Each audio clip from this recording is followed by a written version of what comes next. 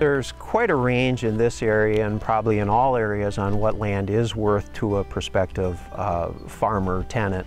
Land can vary anywhere from pasture land at maybe $30 an acre on up if it's good land and doesn't have a lot of problems or issues with it. Rent can exceed $250 an acre. So there's a very large variance, and it's important to know what you have to get the most value for what you do have. The biggest mistake probably people make in assigning the value of their farm is, number one, they don't know what it's worth. They either think that their farm is worth a lot more or a lot more attractive to a prospective tenant than it is due to obstacles or low fertility. Lots of people would undervalue or not be educated on what their land would be worth to a prospective client because they don't live near the land or they're not in touch with what commodity prices are. I would say that most people don't know what their land is worth to a prospective tenant, and the number one thing I would be looking for as a tenant would be the fertility of the soil.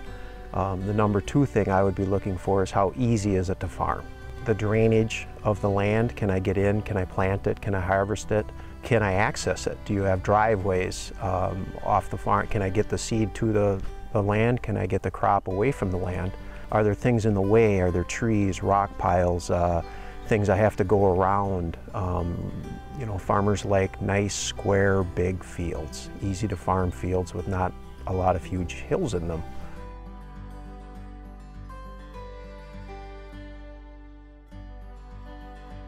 The next step in renting out your land after you have assigned a value or you think you know what your land is worth is coming up with a written agreement between the landowner and the tenant, protecting both of your interests. Some landowners are, you know, hunting is very important to them, or environmental concerns, and it's important you want to match the landowner with the tenant and work towards the landowner's goals, and the tenant still has to make a living or make money. A good rental contract should include the rate paid, the payment terms, the schedule of payment terms, the length of the contract, and any special considerations that the landowner decides is important for his land, special trees or sensitive areas, maybe a hunting food plot that they would want or something like that.